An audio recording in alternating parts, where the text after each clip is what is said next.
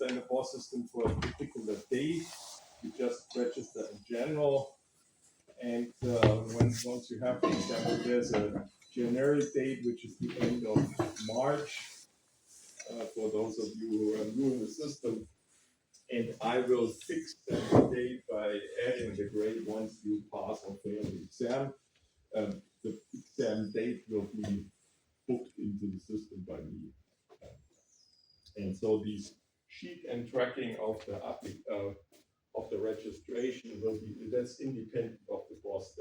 That's just for bookkeeping of your grades. Okay, any questions? Yeah.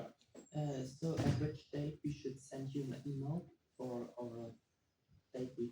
Basically, I will make an announcement, and from then on you can send me an email. Basically, I would like to get these the Moodle page ready and set up and figure out how to do that. I mean, there's a reasonable amount of people, so I think I can handle it myself. But maybe it's on the edge. If there's too many traffic and going, then I'm only doing that, answering the emails. So I might delegate that, but I haven't decided that. The instruction will be in the Moodle. I will make a Moodle announcement so everybody sees it. Also, the people who are not showing up in the lecture. So, and then you can then from then on you register however the procedure will be there. I'm just announcing you can look in the dates already. And if there are some urgency, you can drop me a line already now if you will say definitely I need to because I'm going on an exchange program or whatever. Okay. Any further organization questions? That was just the announcements of the dates. Okay, so let's start with the physics. We start with this mean field theory at finite temperature. I just present the general strategy and scheme, and we will apply that for the interacting problem, interacting electron problem. And so there will be a general equation which is very compact, but is beyond solvable in this lecture. So you have to make some assumptions, and that's what you do in the exercise class. In order to do that, I'll discuss also a bit the Hubbard model, which you will look into a ferromagnetic solution in one of these exercise sheets there, which is coming up, and then you can learn a little bit about it, discuss in the problem class the Stoner criteria of ferromagnetism, and you can motivate it there from these as a very simple application to this mean field theory which I'm presenting, which you can do analytically. But of course, there's an open door for much more complex problems, and one we might even start today. If not, then on Thursday we start with the last subject of this lecture series, that's superconductivity, and the so-called BCS model. That this BCS theory is using this kind of approach, which I tell you about. But I wanted to introduce the concept of this mean field theory, not in the example of superconductivity. That might be too confusing if there are too much stuff on the same time, which is new. So we do it step by step. We are doing mean field theory here, and superconductivity, we are focusing on the physics, and then we apply that basically. And I show you also some other tricks, which is beyond that section here. I will teach you how to use Green's function to solve these kind of expectation values we are talking about. And because it's much more elegant. You can do it also different. There are different ways to do that, and if you look in the books, you will find different answers. At the end of the day, it's all the same. It's a question of what is applicable and relatively easy access to the problem. Okay, so what is the application? So the general term the journal mean field. So what is this kind of funky stuff? Oh yeah, here I've got a new software which was dying before, and now it's working again, and there's all kinds of features there. Anyway, so the mean field theory, and then what the strategy is, the application for us is basically mapping these interacting electron-electron problem onto an effective single particle type binding model in the same spirit as this Hartley-Fock theory, which we discussed. But I will show that in second quantization, so you get a different perspective onto the same stuff, and you have a natural extension to finite temperature. So that's basically the new part. There are self-consistency equations which will look very similar to what you encountered already before, but they work a little bit different because we take into account finite temperature. And then I said, I introduced the Hubbard model. I don't do anything. You use the Hubbard model in combination with this mean field theory to ask whether there is, under which conditions you might find, at least within this mean field theory, a ferromagnetic solution. Okay, repetition from last time. The starting point is the free energy functional. And so the argument is the density operator, and the free energy is given by the internal energy. Basically, that's the expectation value of the Hamiltonian, and the entropy. And when you plug in the entropy formula, you have these, and it's going with minus t. So you have plus t k p because the entropy has a negative sign, and the units of the entropy is K Boltzmann, and so the dimensionless quantity is the trace over the density, is basically the expectation value of the logarithm of the density operator. So that's the expression. And this expression is minimized by the thermodynamic density operator, which is given by that, as you remember from your StatMat class. And so the strategy is here basically to substitute the true thermodynamic density operator, because you can density operator which you cannot solve because you cannot solve the Hamiltonian exactly, and so you don't know the eigenspectrum, but you still want to minimize the free energy in a way how that you can compute something. And so you invent the so-called trial or test density operator, and the natural way to parameterize this test density operator is by some sort of an effective Hamiltonian. So it has then also Boltzmannian form, but that is just a fictitious Hamiltonian. You can plug in whatever you want, but of course you want something which you can use to calculate the expectation values here. Therefore you do something very simple, and the simplest thing is basically a free, already diagonalized problem. And so you have some sort of a free mode, and you have an energy, if you want to interpret that way. Formally, it's a variational parameter, basically. You plug that guy in, and you have some intuition what the physics looks like, and that defines you the effective free mode. You have some sort of free particles there and free excitations in the problem, and you ask, given these modes which capture essentially the physics, how do I arrange these energies in order to minimize the free energy for a given Hamiltonian H?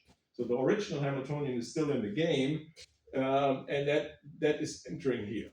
It's not entering here. Here's only this effective one, and so that's what you do. And then, of course, what you do is you plug this trial density operator in here.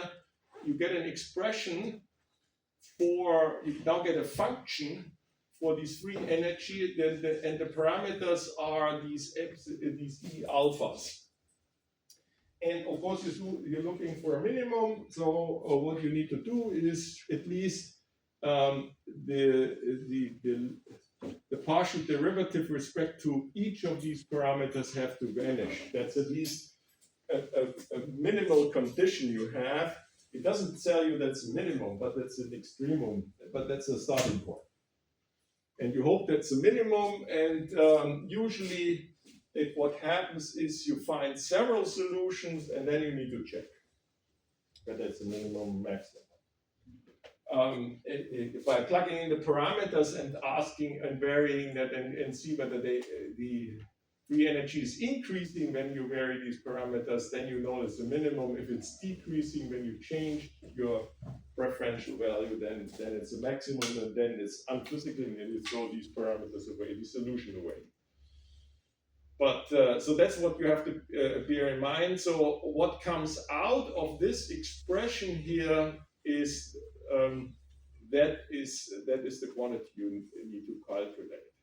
So the partial derivative with respect to this parameter of the expectation value of the Hamiltonian minus the change of this expectation value of this mode.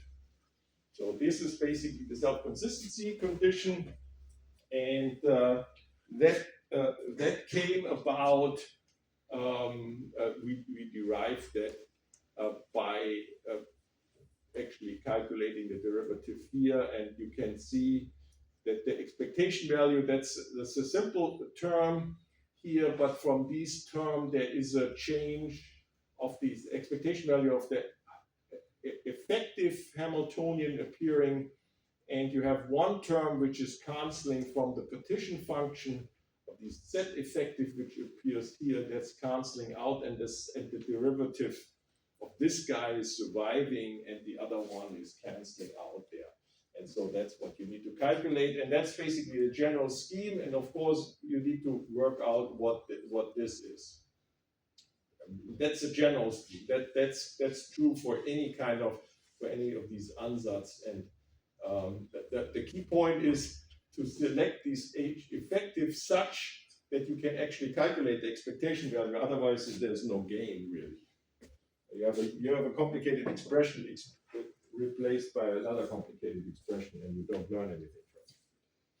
So, as I said, the application of this general strategy that's what we started, is having a Hamiltonian where you have the tight binding model. You hop from these are orbitals. You hop from A to B. Alpha to beta, and these are basically, you lump all the quantum numbers there. So if you have a lattice, then these alpha is telling you in which unit cell you are talking, and in which atom, and which orbital in this atom. So you lump all, and which spin you are at. And so you lump all that together. And the Coulomb interaction is in general also of this type. And you can work that out, and I was reminding you on these field operators for which you plug that in as an expansion, and these matrix elements are basically the integrals over these wave functions which are associated with these degrees of freedom. And so the point is that these are the degrees of freedom which you like to set up your problem, whatever you want. For example, if you can take a local atomic basis, how we started, but that's not the eigenmodes of the problem. So what you can do, instead of these three diagonal modes, you can also say I'm working in original degrees of freedom, and then these H effective, since it's a bilinear Hamiltonian, I can always write it as a matrix. So then it does only have a little bit more parameters, but essentially the number of really free parameters are given by the eigenvalues of these E matrix. Yeah. But of course, these E alpha beta are variational parameters, so it's a matrix if you wish. And so that's what you need to do. And of course, you need, as we said, in a general scheme you need to have the expectation value of these H. The first one is simple. That's basically given by the expectation value of C dagger alpha, C beta. So it's basically the same type as here. So that's basically straightforward. And with single particle theory and what you learn in statistical mechanics, you can work that out. So there's not much of a problem. You diagonalize the matrix and you have a Fermi function there, and then basically you rotate the Fermi function in this basis back or whatever. So that's basically linear algebra and basically Fermi functions which are entering there. There's nothing magic. It might look a little bit frightening because it's a matrix. The big problem is, of course, this interaction, but that actually makes it unsolvable exactly for most of the situations. In general, there are some situations where you can handle this exactly, but with some approximations, usually of the type of use. You don't take into account all the matrix elements, you only take a selection. But the key point is why this is selected, these bilinear type binding model. There is a theorem which is called Wick's theorem, and you can derive it in several ways. And maybe we do that as an exercise in the context of superconductivity, because this kind of expectation value of that type occurs also in superconductivity. What one can show, if you have a density operator which is generated by this kind of bilinear type binding Hamiltonian, then this expectation value factorizes in two contributions.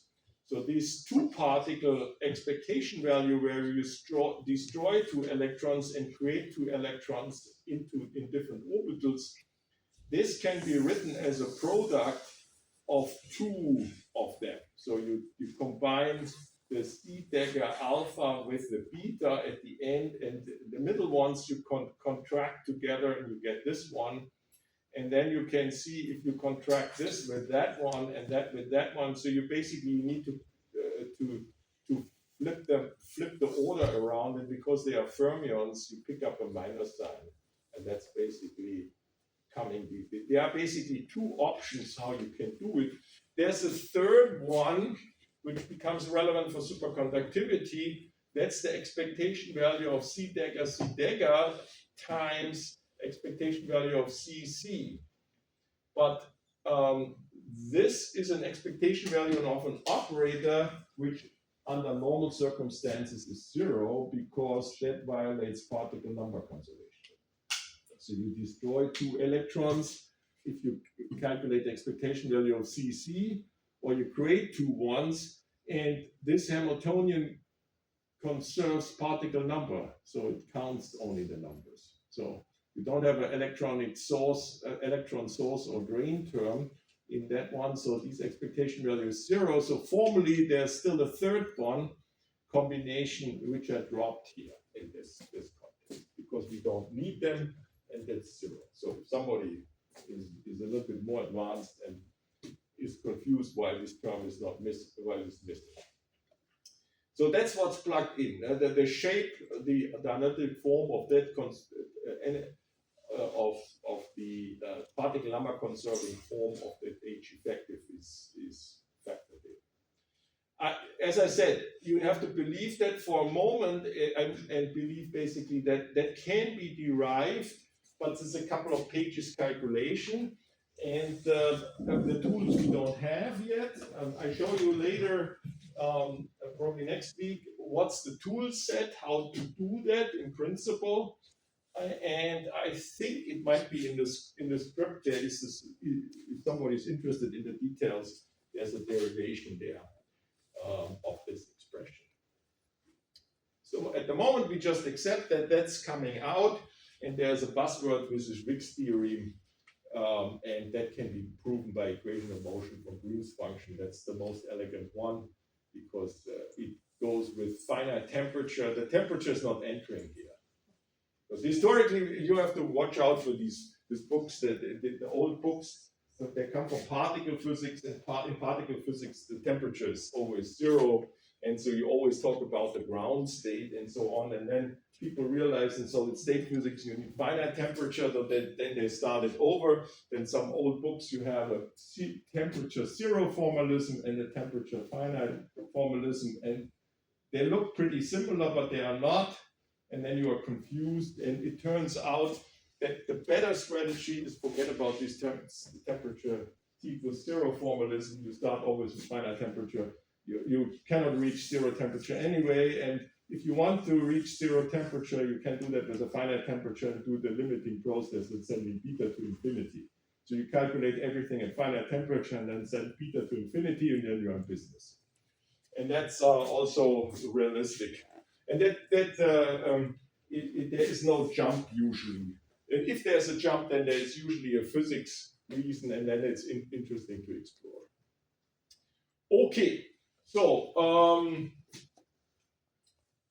what we have now is this kind of structure. We know how to calculate expectation value, and I introduce a shortcut notation for the C dagger C combination for whenever alpha, beta, gamma, delta indices, and I have here Cij. I could have alpha, beta, but there's gamma, delta also emerging, so I have now two new indices which I substitute with the ones I need at the particular position. So that's basically an expectation value. How that's calculated, that's not our concern. We are concerned that there is a value, we assign a number to that is called, and we give it a name, this is C, and it has indices, and it's calculated with respect to this trial density operator, and that can be done, basically. And you can see what needs to be done. You diagonalize these E's, and then you can in this diagonalized mode, you get Fermi function, and then you get unitary transformation of this diagonal matrix of the Fermi function. So that's a technical aspect. So we basically know that's doable. Once you have that, you can calculate that. And then the free energy functional is now a function of these parameters here. And if you plug that in, you get this expression because there's an effect.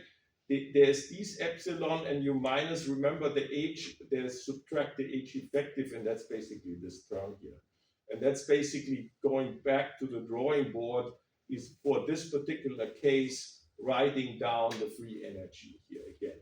So we start all over again and see that we get this general result, which I had presented you in a shortcut at the beginning of the lecture.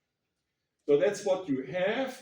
And now the recipes, of course, as I said, you calculate the derivative with respect to these alpha beta parameters, and since there are alpha beta in here, and I don't want to confuse it with the alpha beta, I differentiate with respect to nm. So I have, these are the explicit parameters where I differentiate with, and the alpha betas from the sum, they are untouched. So that's why there's nm here. So, and then you can see that there is a term from here that the partial derivative acts on this expectation value, and here it acts on this product of expectation value, which comes from the Wick theorem, and of course it doesn't act on the U because that's the Bayer-Coulomb interaction. That's our physics, that's our original model. So that's not affected by these parameters. And then, of course, it picks up one contribution, that's basically delta alpha n, delta beta n, m, sorry. Here it picks up one of these guys, that is this contribution with the minus sign here, but then it also picks up from the derivative of this, and we discussed that already.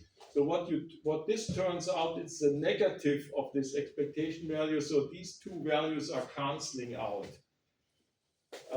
And you can see that's what we get at the end of the day here.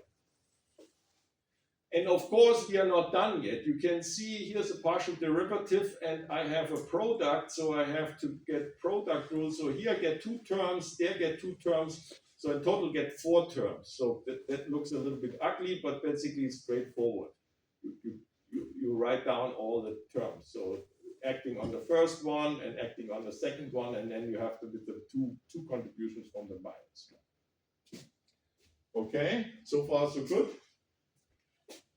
Okay, and now you resort that, because what you can see is there's always a derivative with these C alpha beta, there's a derivative with respect to nm.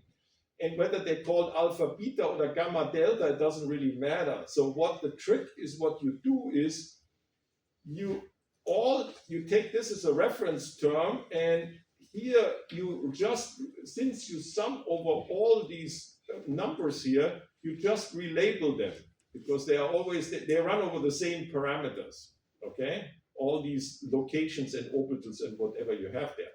So what you can do is you can relabel them so that they have all the same label as this one, and then you can pull out these partial derivative here. And but of course, where is the relabeling going into? So you know that the other one, which you don't calculate the derivative of the expectation value, that's always gamma delta.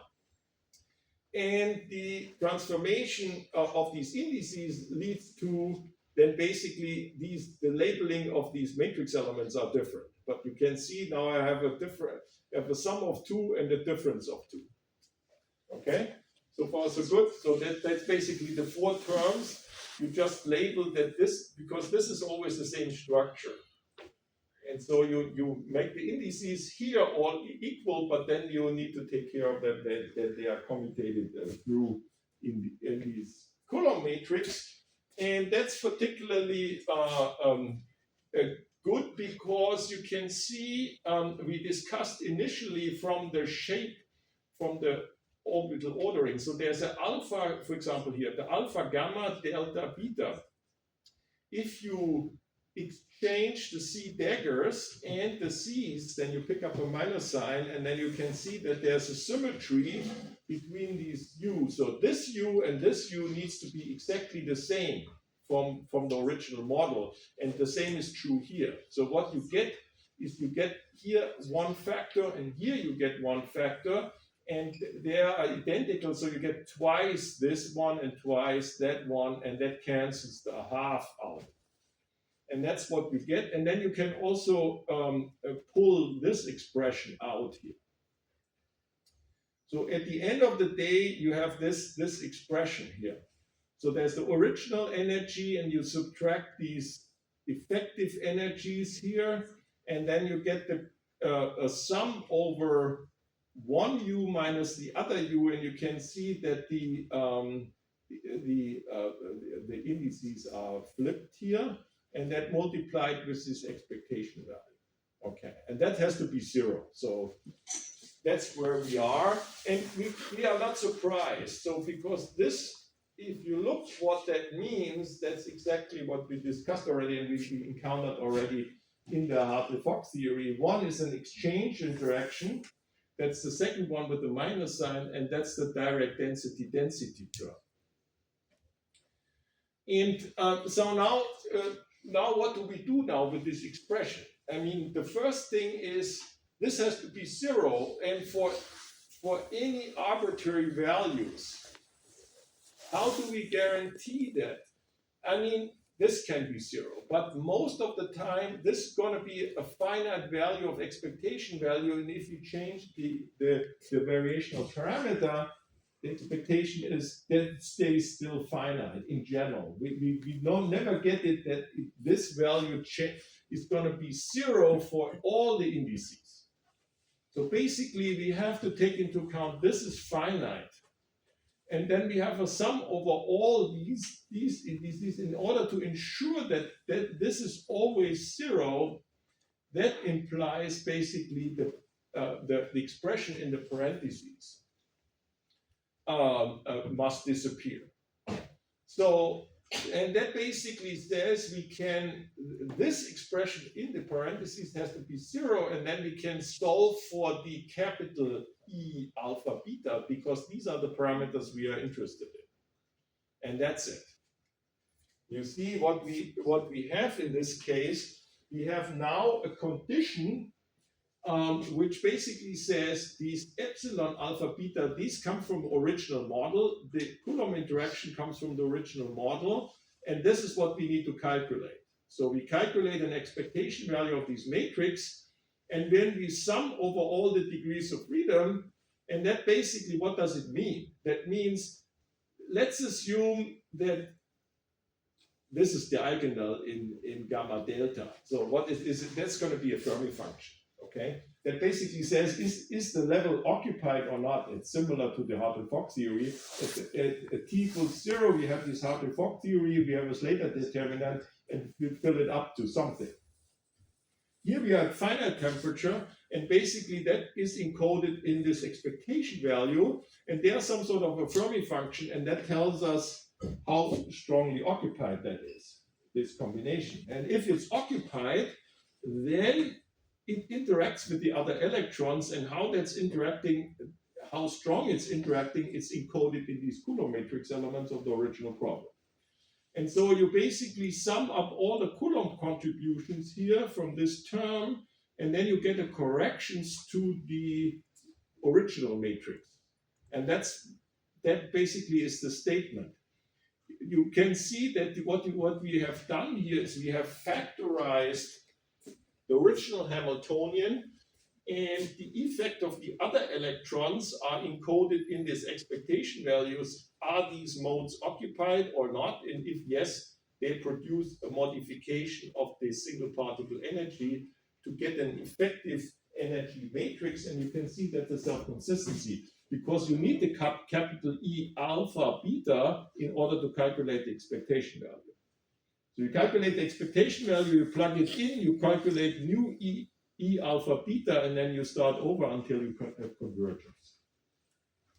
And so that's basically a self-consistency condition. And of course, what can happen there is for a given set of parameters of the original Hamiltonian and for a given temperature, you might end up with two sets of capital E alpha betas. So basically, two trial density operators lead to an extremum of the free energy, because it's a nonlinear equation.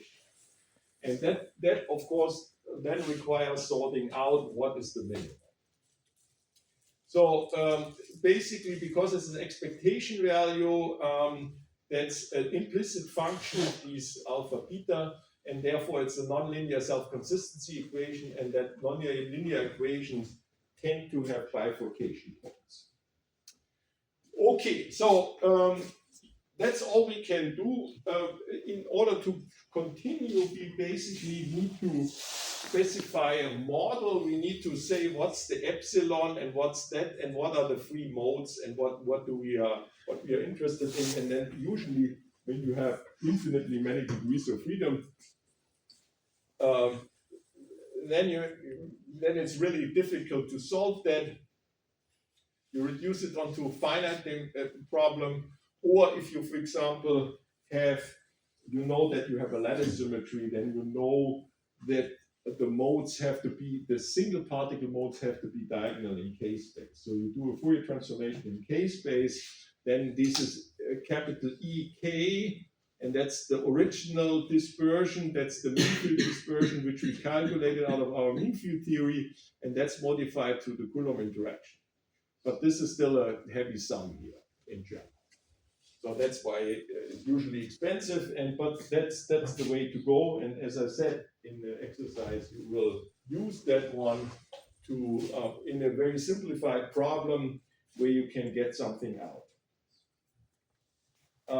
So basically what we need is, what I mentioned already several times, we need these parameters to calculate the expectation value, and we need the expectation value to calculate the parameters. So they're according to the electron density, and as I said, applications. The most simplest one is what you do in the exercise class, is the Stoner criterion. There is a bifurcation point.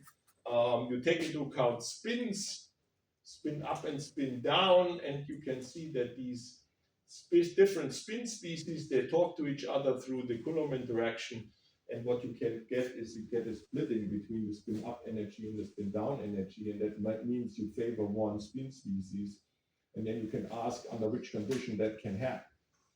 And that is what's leading to the Stoner criteria. And then basically at this bifurcation point, you basically have a ferromagnetic solution of the Hubbard model. Okay, so since I mentioned the Hubbard model, maybe it's time to introduce the Hubbard model and to see what it's all about and what is the fuss about, and that people are still battling with this model, even though it dates back to the, I think Hubbard wrote it down, I think in the beginning of the 60s or something. But before that, people already had the idea of probably how the story should go. And it become, I mean, in the 60s was discussed, it couldn't be solved, then people chewed around, and when high temperature superconductivity came around and it was clear that the standard BCS theory, which I'm going to present to you, is not giving the right answer for the superconducting state in the high temperature superconductors and doesn't fit with experiments. People were digging out for other options, and the first thing they resorted to was the Hubbard model, because these electrons in these copper oxide planes, which drive the superconductivity in the high TC materials, that appears like an effective, you can describe it in an effective Hubbard model. People derived it then, and then people looked into that. And that's basically why in the late 80s, early 90s, there was a big revival, and there's a lot of stuff and there's a lot of applications for that. And nowadays, one extends it, not only the simple version as I present to you, but you can, all the transition metal ions, then you have multiple orbitals. If you think about iron or nickel or whatever, these are 3D materials. They have basically a Hubbard model with 5 orbitals on the D shell, and then you have spin up and spin down, so you basically can put 10 electrons in there, but you usually have half-filled shells, which gives you some magnetic moments, and magnetism emerges there and so on. And we will see that in a moment, even in this toy model, how that works. Okay, so that's basically back to the Hamiltonian we saw already in second quantization. And now we're gonna make some adjustments. We say, okay, these shortcut to make life simple and don't distinguish too much. We remember that the electron has a spin, and that's basically was included in these parameters somewhere. So there's a spin in the orbital, and the Coulomb interaction, the spin doesn't enter. The only thing is that you have different spin species, and if you think about it for a moment, then this has the following shape. So instead of the indices stay here, but these alpha, beta, gamma, delta, they are labeling the orbitals now, or the orbital plus a unit cell. So we encode that there as well, if you want to.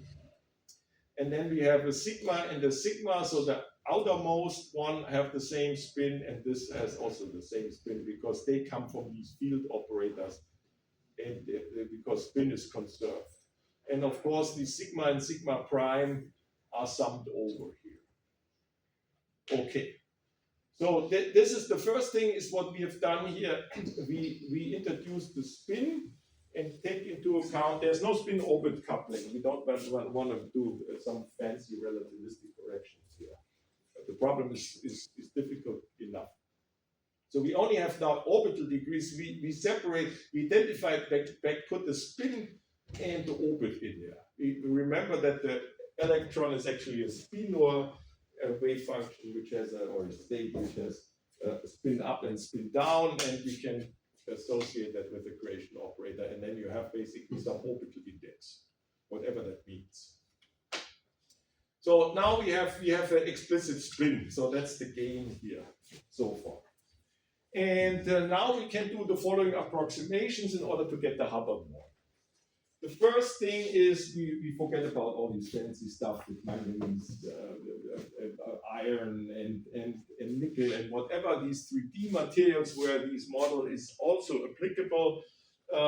We make life simple. We just take one orbital, which we take into account, where it comes from. And we say also, we make life also more simple. we take in one unit cell, we only have one orbital. And so basically what it means is that this alpha beta denotes the unit cell. It's basically giving it a number, or if you want, you can, if you have higher dimensions than one dimension, you have a vector R in, you address the lattice point, the grid, what we talked about. That's basically the shortcut for this alpha. That tells you in which unit cell you have that single orbital. But you can see what you can do if you want to make life more complicated and more realistic. You have then additional numbers within the unit cell which counts the atom you're talking about and all the orbitals in the atom. So you get a whole slew of additional indices there, which is basically a big cloud of indices, and you don't see anything anymore. And that's why we don't do that. But it's basically, you can go easily back and make life more complicated and more realistic. So that's not the point. It's just for didactics, and it turns out to be actually very useful to get some sort of basic understanding. So the next thing is you say, okay, the Coulomb matrix elements decay fast. And then we also know, which is usually not in these Coulomb matrix elements, but additionally, we talked about it, you can do that with classical electrodynamics. You put a charge in some sort of warp, in a charge density, and you can see that charges are screened by charge densities, which can adjust. And so basically the line of arguments people had is then, okay, these Coulomb matrix elements, the effective one, if I take into account this effect, then these Coulomb matrix elements will not be of 1 over R, they will decay faster.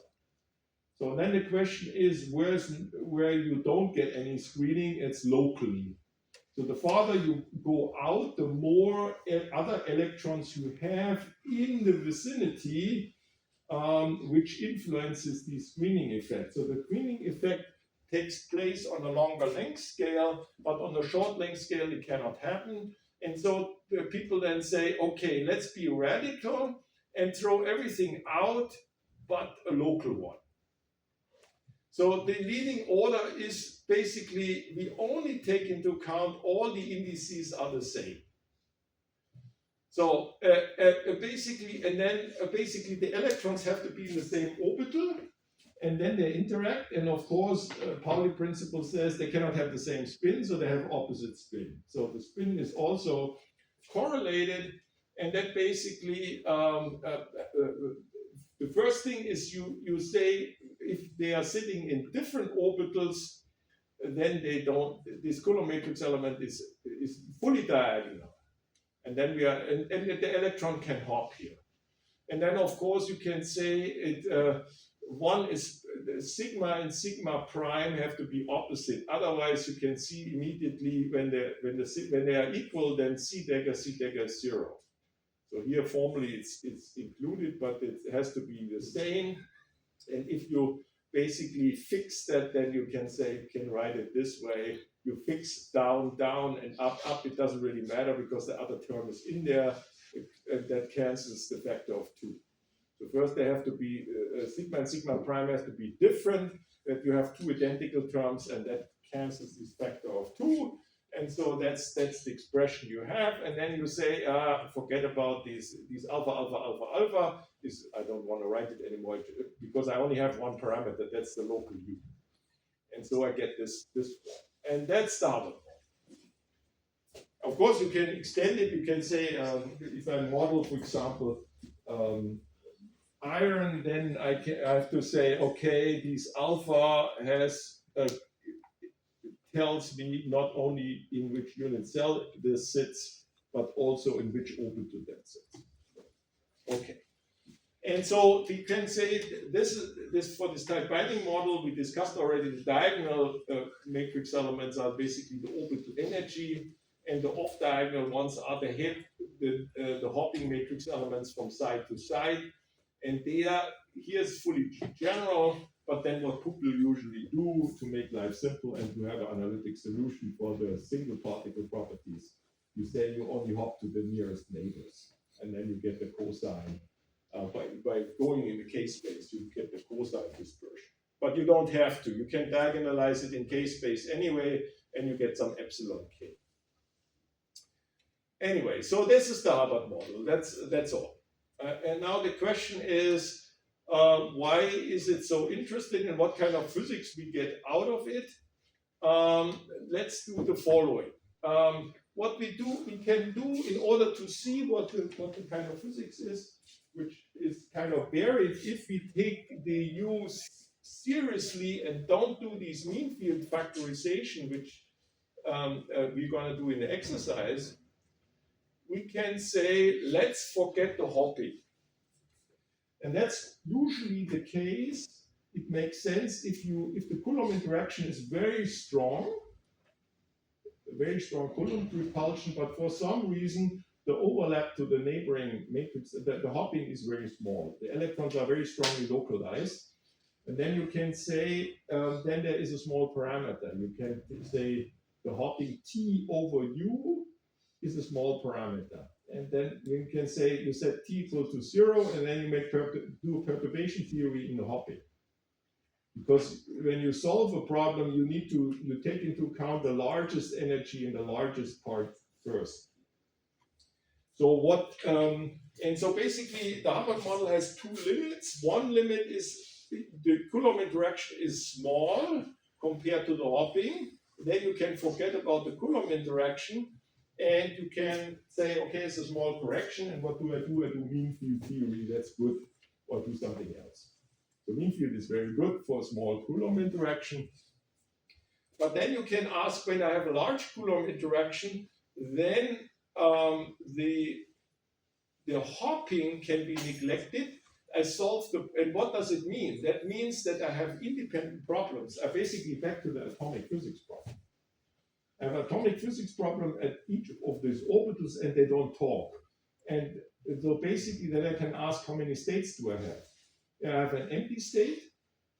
I can put one electron in there that can have spin up and spin down, and I can put two electrons in there, and that's it. So I have a four-state problem, and the hope is that I can solve that exactly, and then one can discuss what kind of physics you expect. So that's the local Hamiltonian.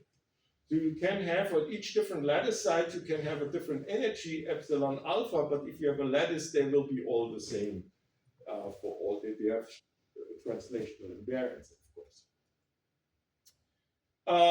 And so, of course, since you see that there is a number operator only occurring, there's no hopping anymore, this commutes with the local number operator and spin up and spin down, so you know there's a joint eigenbasis, and the problem is already solved in the number operator basis.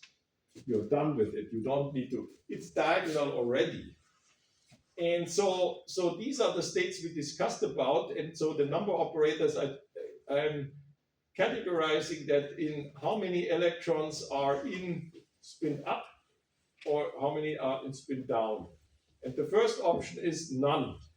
So basically empty state, and the second option is I put 1 in up and 0 in down, or 0 in up and 1 in down, and then this state I call up, and this I still call down.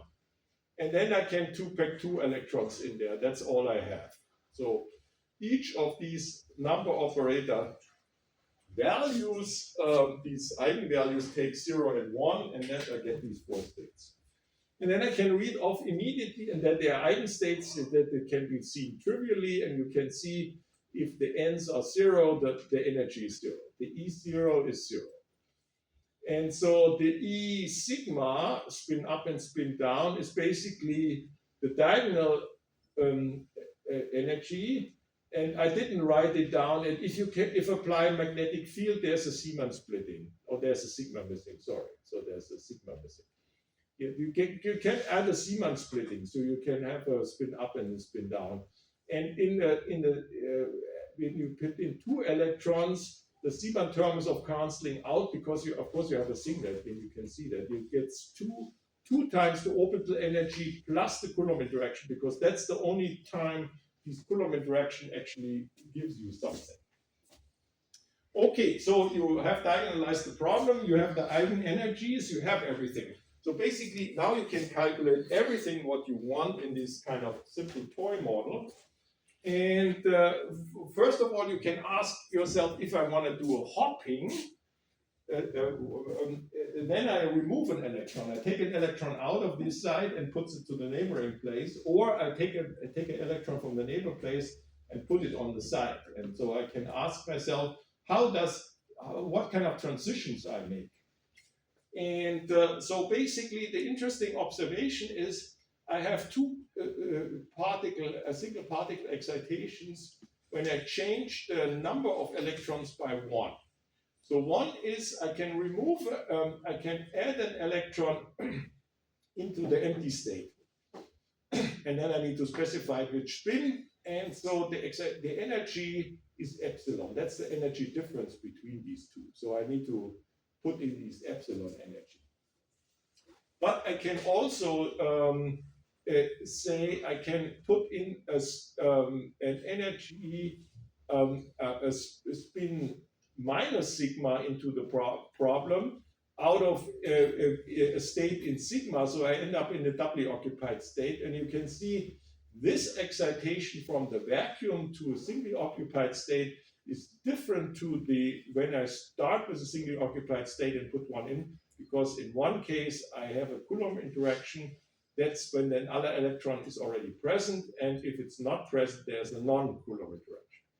Obviously, I have two types of excitation energies, and only if I replace the U, if I ignore the U, then it's the same. So there is a difference between the energies depending on the configuration in which the atom is in, from where I put an additional electron. The other thing what I can calculate, I forget about the magnetic field for a moment here.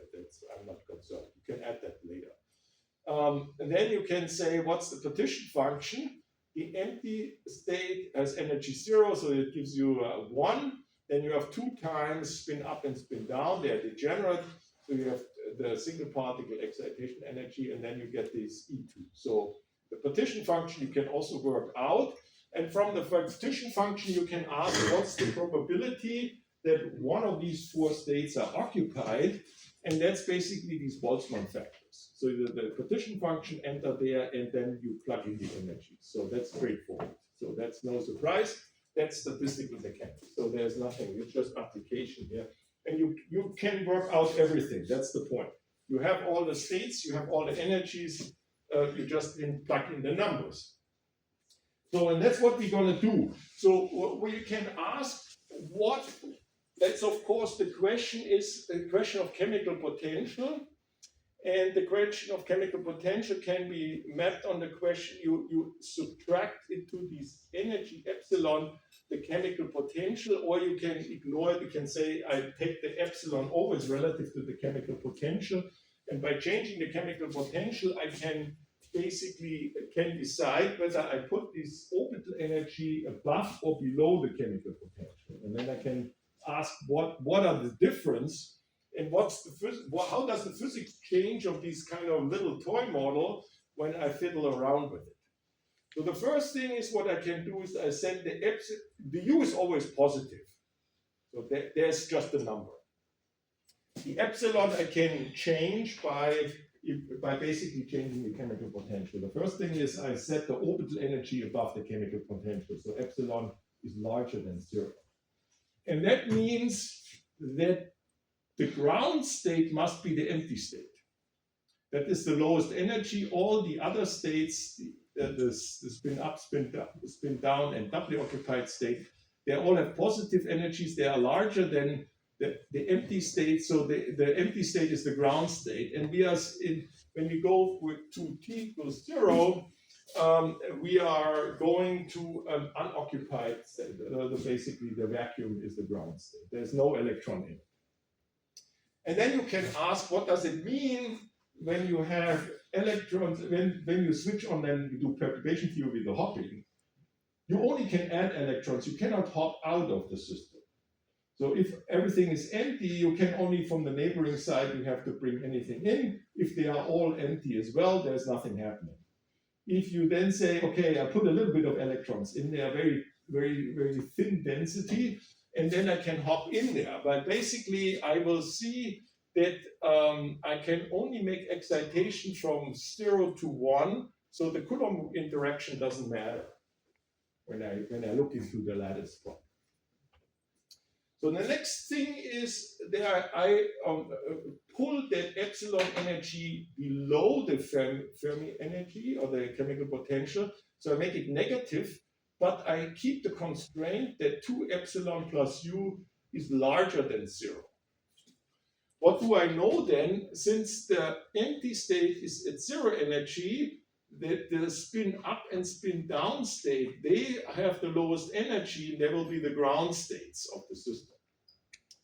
And you can see at finite temperature, all these states are mixing in. They contribute with a finite probability, but you can see once you send the beta to infinity to go to 0 temperature, then this is surviving.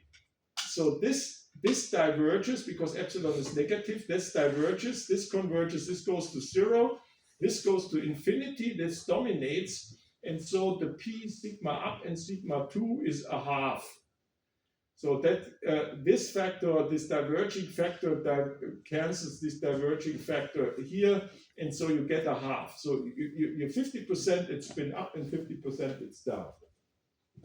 And the empty state is unoccupied. The probability that you find the system in the empty state is 0, and also with the doubly occupied state. And what does that mean? That means that in the ground state, you are sitting in a sector with 1 electron in the problem, and the electron can spin up and spin down. Basically, out of the 4 states, you lose 2. And that basically what that implies is you can model your system now with an effective spin. So what is created before that, you have an electronic picture, and now you have an effective spin picture. So there's a local moment created, and that's what people realized in the 60s. And Hubbard, together with Anderson and Van Vleck, they shared a Nobel Prize for this kind of stuff. They realized how local moment and magnetic moments are generated by the Coulomb interaction and by temperature. At high temperature, when the Coulomb beta times u is small, then you have basically free electrons, and when you cool down the system, so the dynamically spin degrees of freedom are freezing out. And that was a revelation, because in the 50s people were fiddling around with these mean field theories, which I described, and this whole effect is gone. In the mean field theory, you destroy all that. This local moment formation, you only see when you take into account this Coulomb interaction, and you can see the simplification we made. We only look at one side. We do atomic physics essentially, and the argument is that the Coulomb repulsion is large. To give you an idea what the bare Coulomb interaction in these kind of 3D transition metals is about 30 electron volts. And if in this Hubbard model, if you look in the literature, people use a 4, 5, 6 eV because that's dynamically screened.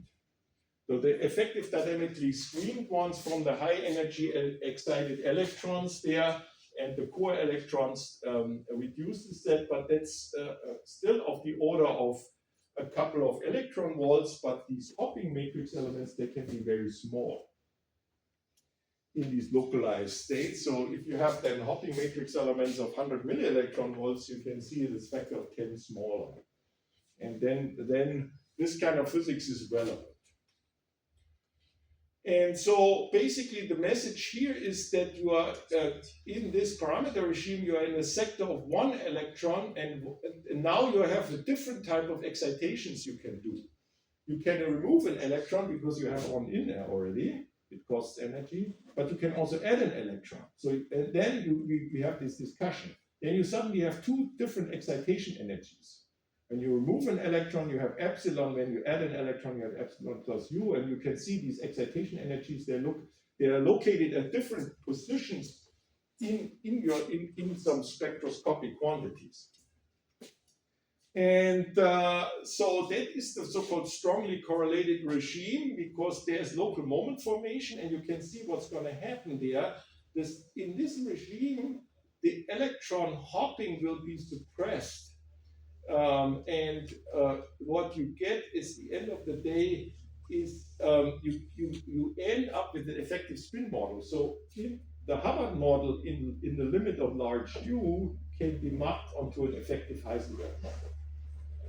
And so you're not surprised that this Hubbard model contains then magnetism, because these and it's basically contains two types of magnetism. It can be in weak U limit, you can have some sort of stoner and band magnetism, but it can be also having local kind of Heisenberg model type of magnetism that's been buried in here.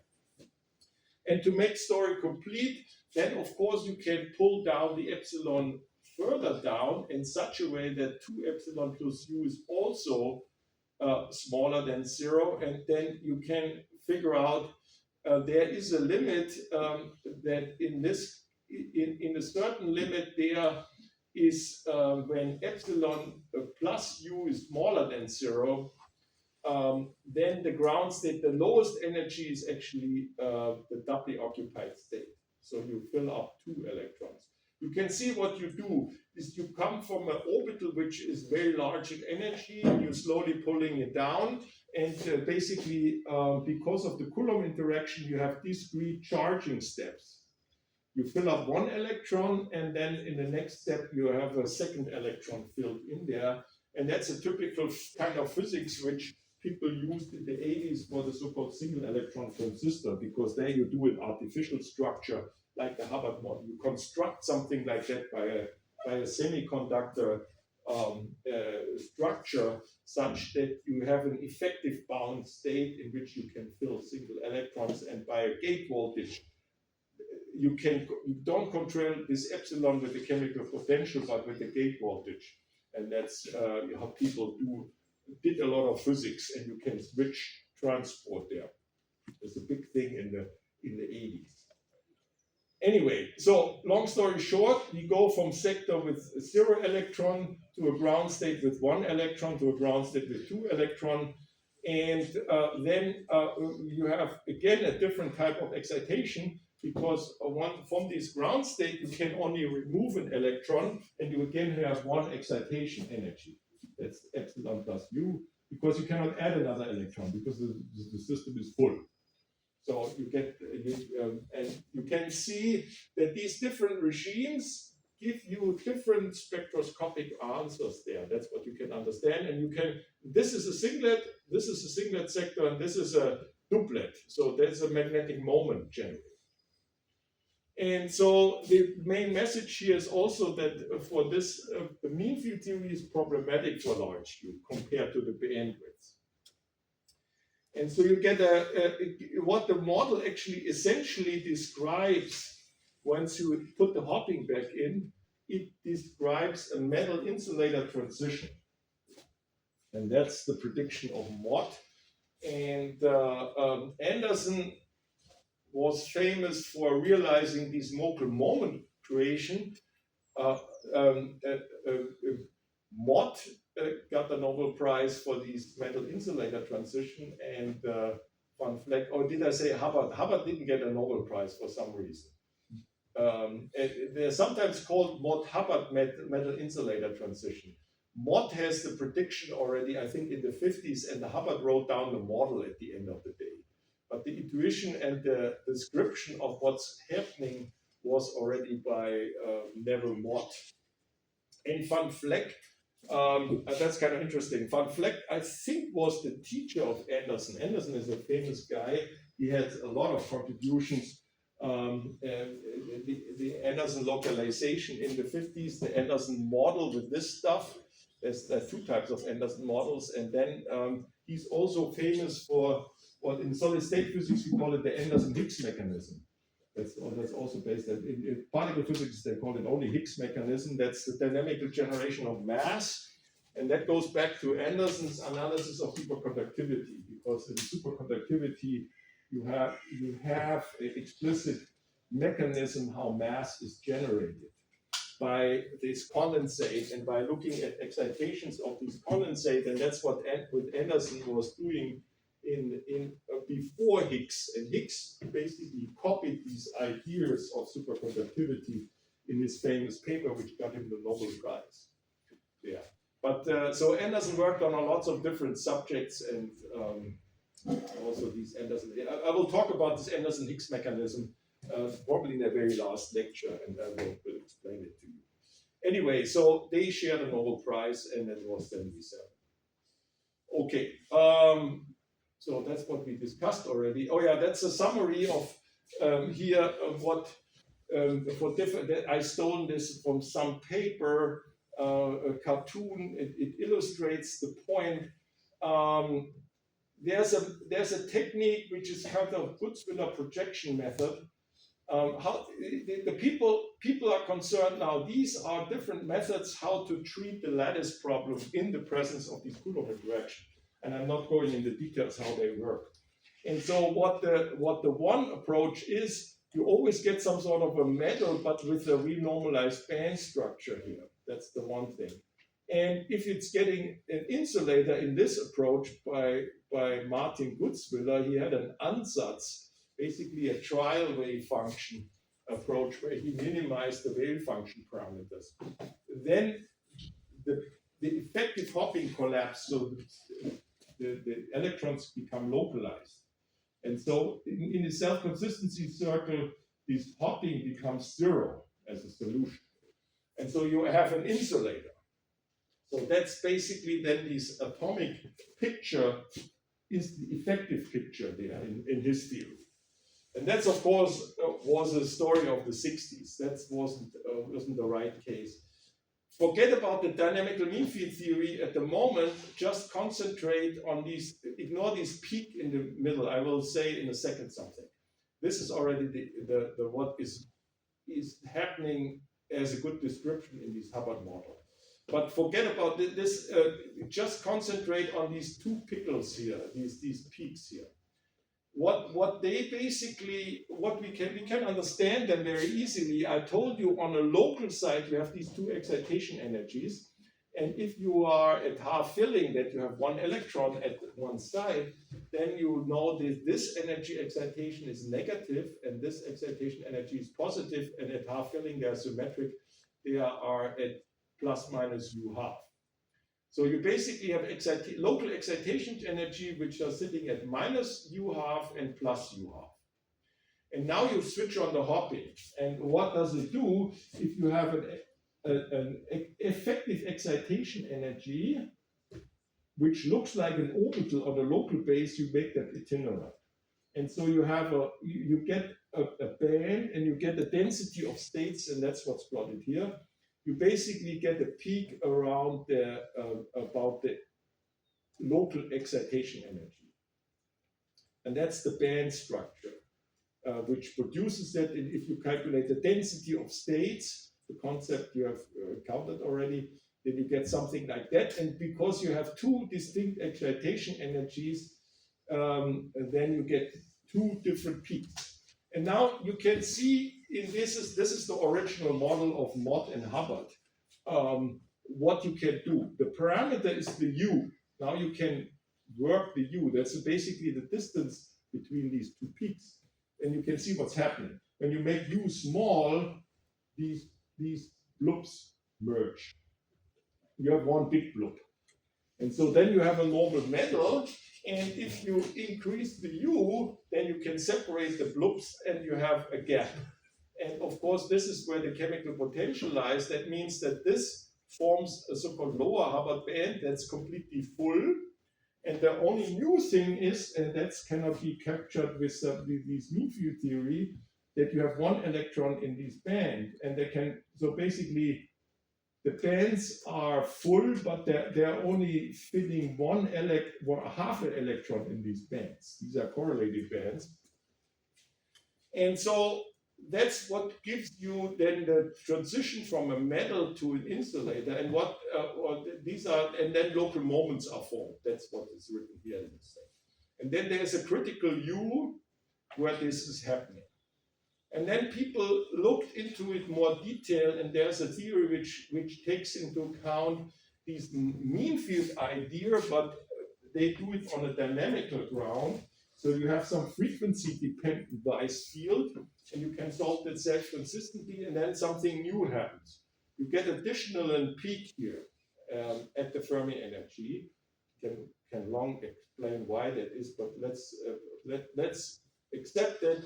Don't want to go into details where it's coming from. And what happens there is that this peak becomes narrower and narrower, and then it collapses, and then you have this local moment regime. And then what people found out at low temperatures, there are actually two critical values of U. There is a phase between a lower critical U and a higher critical U where there is a coexistence regime.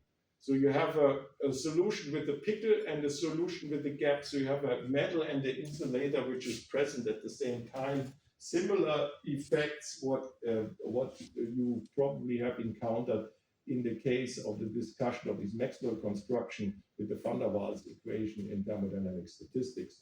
There you have also this coexistence regime there. There are two critical values. And that's the same physics there. And so the explanation of what these peaks mean, there's one electron removal and one adding. And that's basically for the Coulomb interaction relative to the band, which is the width of this peak here. When it's small, then these two density of states overlap and you have a metal. And for large, you have an insulator. And you have bands with fractional filling. And of course, then a local moment, and these local moments can give an ordering. And that's why high TC comes into play, because the parent compound of high temperature superconductor is an antiferromagnetically ordered insulator. So you have exactly, that's why the people came to this Hubbard model. So if you have a large U and a small t, so you have these local moment formation, and then they order, in the case of a high temperature superconductor, they order antiferromagnetically.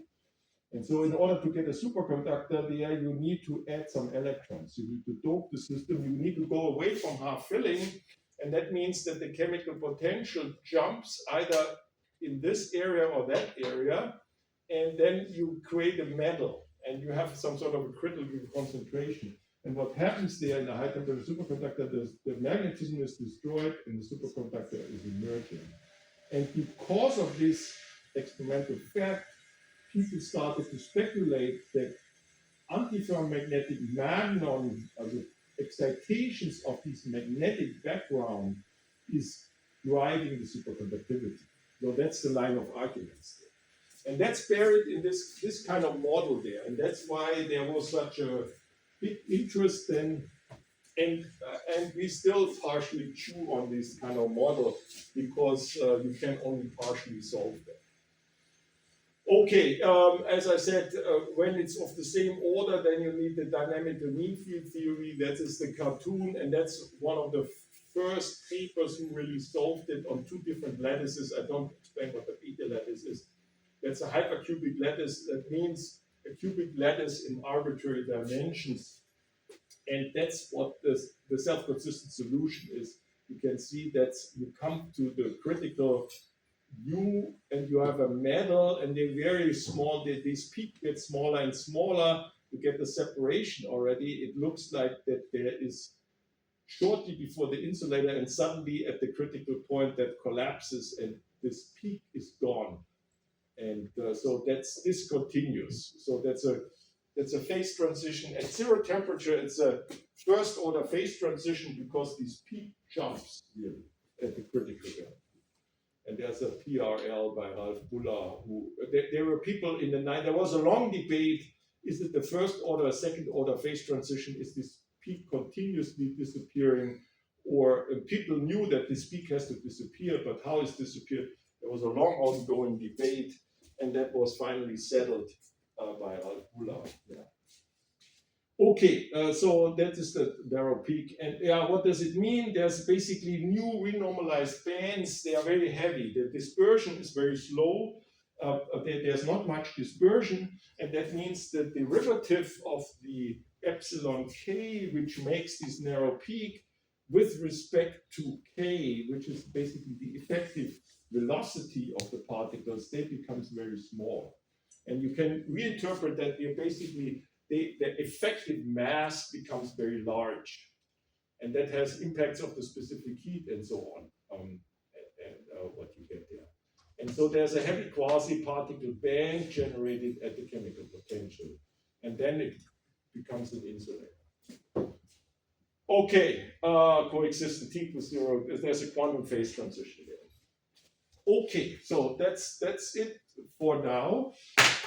But since we have 5 more minutes, if I find my mouse again, I suspected already that this is the wrong one.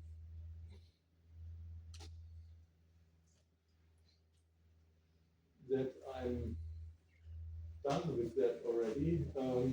Let me start at least start with the phenomenological introduction to the last section of or the last chapter of this lecture series, which we are going to discuss till the end of the term. That's superconductivity. Lots of you heard about it already, and you probably heard something already in the experimental lecture in one or the other. Superconductivity was discovered by Kannaling Honest,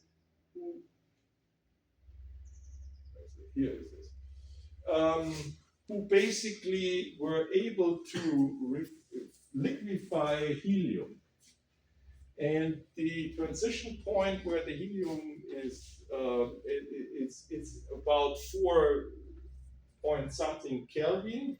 And then he was basically doing experiments with this liquid helium and putting some stuff in. And what he was doing is he used mercury and measured the resistivity. And that's this original curve. So there's a resistivity which goes down and suddenly jumps several order of magnitude such that it cannot be really measured. There's an estimate of 10 to the minus 5 ohms here. And that was 1911, where he discovered that. And so the superconductivity is basically a point or a phase, whether it's a phase of matter, it's not clear. We know now it's a phase of matter where the conductivity is infinite or the resistivity goes to 0. So that was found there, and there was a lot of activity, and of course it took more than 40 years till one got an understanding, and there were brilliant minds working in it. There's the biography of Richard Feynman. Feynman was working on also to understand superconductivity and couldn't solve the problem, and that was up to Bardeen, Cooper, Schriefer, who had, there were ideas floating around. People knew already a lot of stuff, but they puzzled things together, and then there's 57 they published their BCS theory, and that's what I'm gonna show you step by step in this lecture, what this is all about to understand. The first thing is that superconductivity is not only vanishing resistivity, it's basically a state of matter. And so there is a perfect diamagnetic phase. So basically, when you have a magnet sitting around and you have a superconducting material, there is basically a countercurrent to Ampere's law generated there, which generates a field so that the field is expelled out of the superconducting material, and so that's basically lifted up above the surface there. But that's only the one component of it, because you can understand with classical physics. you have a resistivity zero system, and then you can understand it. But that's not the Meissner effect. The Meissner effect is actually something else, and that's shown here. So now this is a set of magnets which makes an oval. And this is a car imitation, which is basically a styrofoam block. And in the styrofoam block, there is a high GC superconducting material in there. And what the person here is doing is shuffling in liquid nitrogen. And that basically cools down now the superconductor. The superconductor material, that is this high temperature superconductor, there are magnetic field lines going through them there from these magnets, which are sitting here. And so what can be seen after a while, still not, is that once the exactly you cool it down and it becomes a perfect diamagnet. So while you cool it down, it makes a phase transition in the superconducting phase. And what happens there, it's a perfect diamagnet, even though originally there were field lines going through the material. And the magnets are designed like that they are basically stabilize the track there. There's some sort of a, it's not a simple dipole magnet, there's a different orientation. They keep it there, that these diamagnets keep on track. And so basically there's friction, there's just the air friction, and that's why it's going, and it's glued on even to the side where it doesn't fall down. That's basically magnetic forces. So that's the so-called Meissner effect, and the Meissner effect demonstrates that you have a new state of matter, and that's characterized that in the superconductor, the external field lines which penetrate the material above the critical temperature are expelled. And so people draw these kind of phase diagrams, and phenomenologically there are two types of superconductors. There's a type 1 superconductor. This, we looked at the temperature axis, and then there's a second axis, that's the magnetic field. So in these train video from before, there we are somewhere at the finite magnetic field. And so what we were doing, or the person was doing, is putting liquid nitrogen on this material, and basically it's cooling down, and then you cross these critical field lines somewhere, and you are in the superconductor. And in this superconductor, there is no magnetic field in the superconductor. And so that's completely expelled, and how the mechanism is that there is a surface current generated, which is even it's generated out of nothing, if you want, and that causes a lot of confusion and discussion about it, how that's happened. And there are the second type of superconductors. These are the type 2 superconductors. You have the same phase diagram as this, with the so-called lower critical field. So if you come there at a normal phase and you cross in here, then you have a complete flux exclusion. Is that so that the magnetic flux is excluded? But these two superconductors have a mixed state regime. So there is a area between, at low temperature, between a lower critical field and the upper critical field, where you have a coincidence region.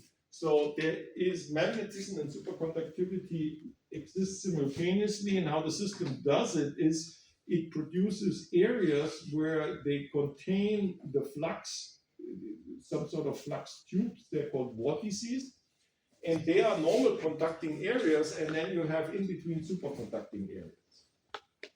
And then, of course, the problem is with these kind of materials, high DC superconductor is one of them. And the problem is that once you run a current through them, then these vortices are moving and produce heating. So even though you have a superconductor, the resistivity can be finite, and the dissipation goes with these magnetic vortices. And and you have to run only little current through that. So the current density to avoid that is low, and that's the reason why a high temperature superconductor are not such an ideal material as people hoped to begin with.